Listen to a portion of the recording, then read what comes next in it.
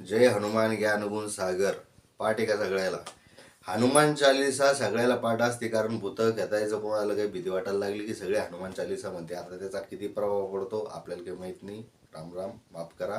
पण आता हनुमानाचा विषय कोण निघला तर आपला आजचा विषय आहे नवनीत राणा. नवनीत राणा हनुमान चालीसा संदर्भात लय मोठं लय मोठं काम केलं होतं, आपल्याला माहिती आहे.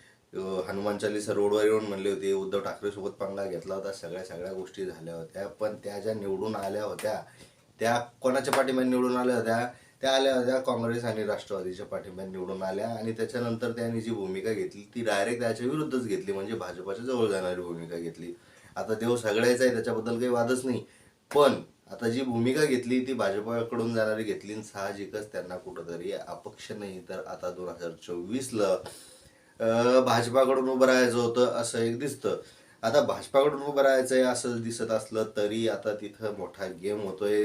गेम असा होतोय की महायुतीतले 3 जे नेते चांगले, म्हणजे बच्चू कडू असेल, हे सगळे जे लोक आहेत हे तिथले मातब्बर आहेत. आता तिथले मातब्बर आहेत म्हणल्यावर ते जागा सोडणार आहे का? नाही. एक वेळेस बच्चू कडू शांत राहतील, पण कालचं स्टेटमेंट जर बच्चू कडूचं पाहिलं तर ते काय म्हणताय की ह्या दोघांनी बी चांगले उमेदवार नाही दिले, म्हणजे कोण महाविकास आघाडी आणि महायुती या दोघांनी चांगले उमेदवार नाही दिले तर मी तिसरा उमेदवार देईन आणि लोकांचं प्रतिनिधित्व देईल.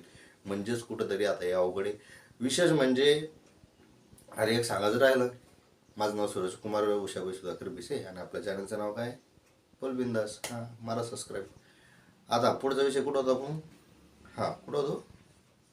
हा, हे जे तिघ जण आहे, हे तिघ जणांचं जर आपण पाहिलं तर हे तिघ जणांचे एकूण एकाशी बिलकुल पडत नाही, कारण शिवसेनेचे माणसं आहेत आणि कुठंतरी आपल्याला तिकीट भेटल म्हणून ते कुठे गेले? शिंदे गटात गेले. आता शिंदे गटात गेल्यानंतर शिंदे गट हे महायुतीत सहभागी आणि महायुतीत सहभागी असल्यामुळं जे नवनीत राणा आहेत त्या भाजपामध्ये प्रवेश करणार आहेत. भाजपामधून प्रवेश करून भारतीय जनता पक्षाकडून तिकीट घेऊन लढवणार आहे असं एक चित्र आहे. आता असं जर असेल तर फायदा.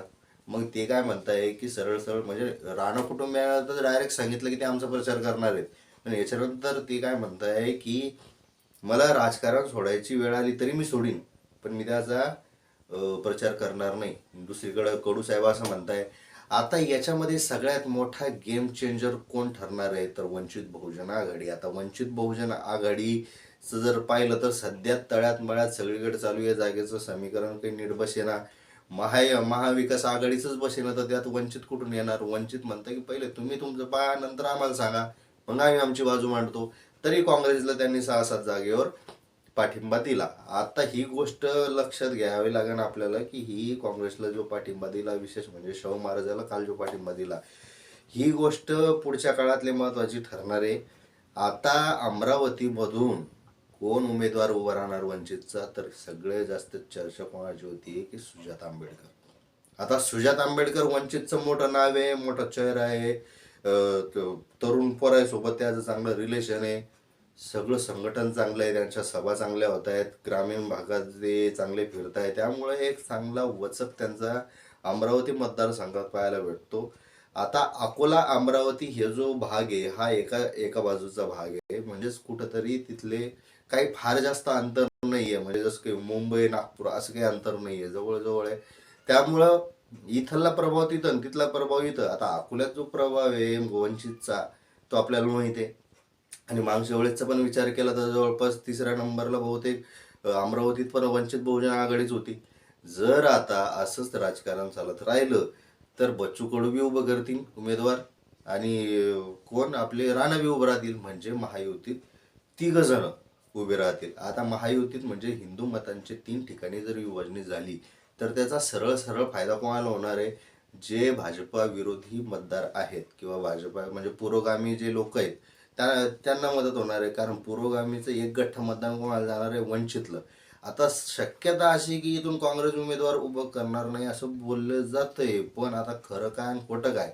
आता इथून जर काँग्रेस उमेदवार उभा केला तर तो किती मतं घेईल आणि वंचित किती मत घेईल याच्यामध्ये आहे. जर महाविकास आघाडीची जर गट्टी जमली तर इथून एकच उमेदवार राहील, त्याचं नाव म्हणजे सुजात आंबेडकर असं बोललं जातंय. आता सुजात आंबेडकर आणि नवनीत राणा एक प्रकारे डायरेक्टच युद्ध होणार आहे असं दिसतंय. पण ह्या युद्धात जर आकडेवारी पाहिली, कारण ही जी जागा आहे ना ही जागा SC साठी राखीव आहे.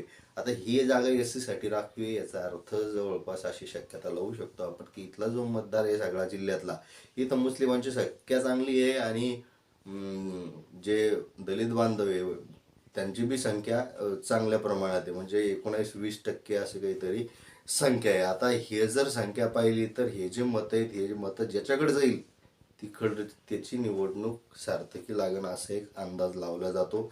आता हे जर गणित सगळं आपण वापरून पाहिलं, मतांची विभागणी असेल आणि बाकीचं गणित ॲडिशन असेल वगैरे, बेरीज वजाबाकी असेल, ह्या सगळ्यांमध्ये कुठंतरी आंबेडकर सरस ठरत आहे. आंबेडकरांचे जे प्रचार होणार आहेत, सभा होणार आहेत, त्या आपण मोठ्या प्रभाव टाकणाऱ्या होणार आहेत. म्हणून सुजात आंबेडकर इथं बाजी मारू शकते का, असाही एक प्रश्न निर्माण होतो. आणि बऱ्याच ठिकाणी असं बोललं जातं की सुजात आंबेडकरच बाजी मारू शकतील.